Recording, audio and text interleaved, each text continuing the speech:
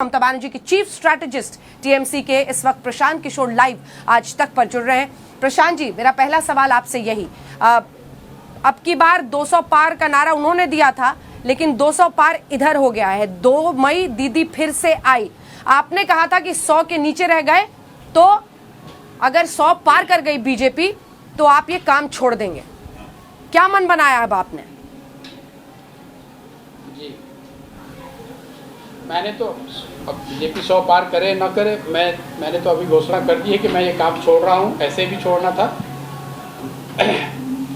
बाकी अगर तृणमूल को 200 से ज़्यादा सीटें आई हैं तो बहुत अच्छी बात है, खुश हैं हम। God has been kind. क्या ऐसी 3 बातें रही प्रशांत किशोर जो कि डिसाइसिव रही प्रशांत जी, जिनकी वजह से ममता बनर्जी प्रधानमंत्री नरेंद्र मोदी से लेकर गृह मंत्री अमित शाह से लेकर तमाम केंद्रीय मंत्री, वहां पर कैलाश विजयवर्गीय का 2 साल से डेरा डालना, सब कुछ को ध्वस्त करते हुए इतनी बड़ी जीत की तरफ बढ़ रही हैं? 3 बड़ी बातें आपकी नजर में, और आपने क्या क्या किया था ये भी जरा बता ही दीजिए। देखिए, ये बता पाना बड़ा मुश्किल है कि ये 3 वजह है जिसकी वजह से जीत या हार हुई है। किसी की जीत या हार it's because of combination of factors, not only because of one reason or other. मुझे लगता है कि बाई लार्ज बीजेपी वो जो है वो 2019 का जिन्होंने अपना कैंपेन या जो प्रयास या जो आउटरीच किया था, वो उसी के मॉडल को आगे बढ़ाकर उन्होंने विधानसभा का चुनाव जीतने का प्रयास किया। और 2019 से 2021 के बीच में जो चेंजेज हुए हैं, जो पॉलिटिकल साइड में चेंज हुआ हो या दीदी के अपने साइड से चेंज हुआ हो या दीदी की सरकार में जो चेंजेज हुआ, उसको कहीं उन्होंने अकाउंट फॉर नहीं किया, जिसकी वजह से कि उनको ये भारी नुकसान हुआ।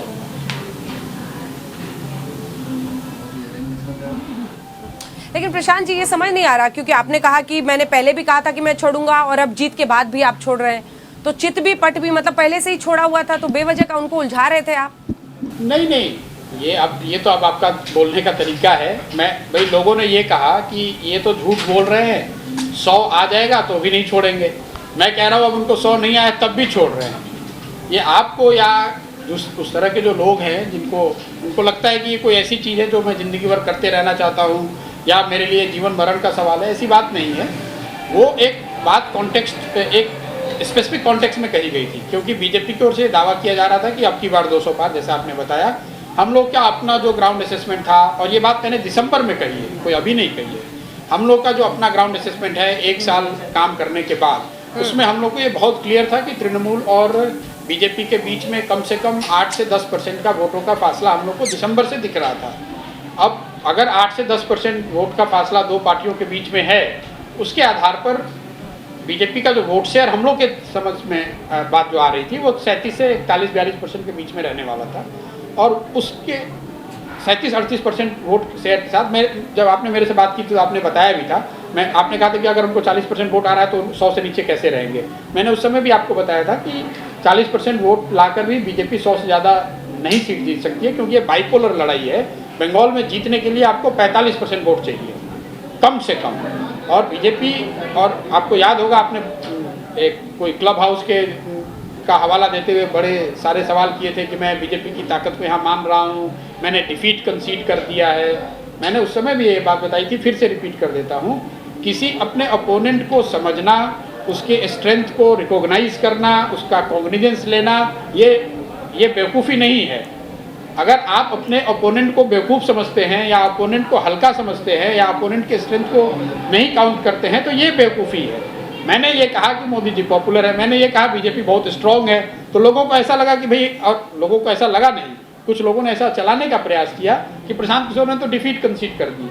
मैंने आपको ये कहा बीजेपी बहुत स्ट्रांग है, और दैट इज़ द रीज़न। 19 में हार की एक वजह ये थी, तृणमूल की हारे नहीं थे, मतलब जो उनको सेटबैक लगा था कि they did not take BJP as seriously as they should have taken it.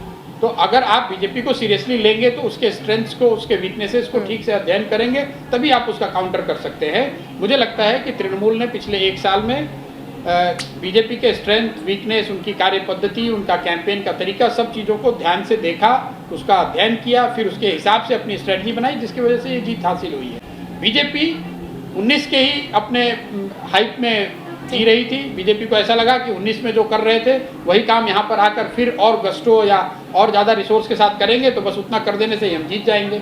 आप अमित शाह जी का अगर बयान सुनेंगे, उन्होंने बार बार ये कहा कि भाई हमें तो 2019 में जब किसी को भरोसा नहीं था तब 18 सीट आ गई, अब तो लोगों को भरोसा हो गया है इसलिए ज़्यादा सीट आ जाएगी। ऐसा होता नहीं है, जैसा मेरी अपनी समझ है ऐसा नहीं होता है, क्योंकि 19 का कॉन्टेक्स्ट दूसरा था, अभी का कॉन्टेक्स्ट दूसरा है। ठीक है, अगर आज रात में क्लब हाउस चैट आप करेंगे कुछ आपके पसंदीदा पत्रकारों से, तो उनको मोदी जी की लोकप्रियता पर आज क्या बताएंगे? आप भी मेरी पसंदीदा पत्रकार हैं और आपके चैनल पे वही बता रहे हैं जो आप क्लब हाउस में बताएंगे कि मोदी जी बहुत पॉपुलर हैं, और जो बीजेपी को 37-38% वोट आया है उसमें एक बड़ा फैक्टर मोदी जी की पॉपुलैरिटी है। इसमें कहने में क्या नुकसान है?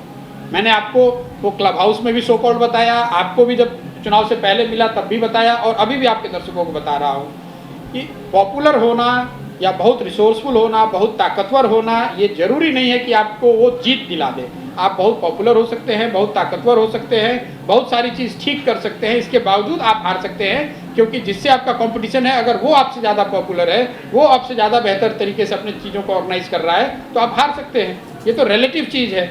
आपको 37% वोट आया है, दैट मीन्स कि आपकी पॉपुलैरिटी है, आपका संगठन है, आपकी ताकत है। लेकिन अगर किसी को 48% वोट आ गया तो उसके सामने आपको चुनाव हारना पड़ेगा। ये बात ही तो मैं समझाने की कोशिश कर रहा हूँ।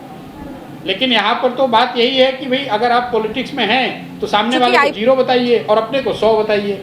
वो मेरा तरीका नहीं है। अगर आप आईपैक बंद कर रहे हैं और राजनीति को इतनी अच्छी तरह से समझते हैं, अपनी राजनीतिक पार्टी कब बना रहे हैं? हमने सुना है बिहार से शुरू करना चाहते हैं। बिहार आपके दिल में बसता है, वही कह। मैं पहली बात कि मेरी ऐसी कोई अथॉरिटी नहीं है या रिलेशनशिप मेरा आईपैक से ऐसा नहीं है कि मैं आईपैक को चालू करूं या बंद करूं। IUPAC is run and owned by other people. अब उनको तय करना है कि वो आईपैक कैसे चलाएंगे आगे। मैंने आपको ये कहा कि मेरे साथ काम करने वाले जो लोग हैं, मेरी सफलता के पीछे एक बहुत बड़ा कारण ये है कि मेरे पास काम करने वाले बहुत अच्छे लोग हैं, और उन लोगों ने पिछले 4 साल 5 साल मेरे साथ रह के जो काम किया है, it is time for them to take the front role, और मुझे बैक सीट लेना चाहिए, क्योंकि सारा नाम मेरा होता है। काम तो लड़के करते हैं, काम तो प्रशांत किशोर करते नहीं हैं। इसलिए अब ये मुझे लगता है कि सही समय है, जबकि आईपैक के लिए एक अच्छा समय है, तो ये बैटन उनके हाथ में दिया जाए और मैं अपने लिए कोई दूसरी चुनौती या दूसरा रास्ता ढूंढूं।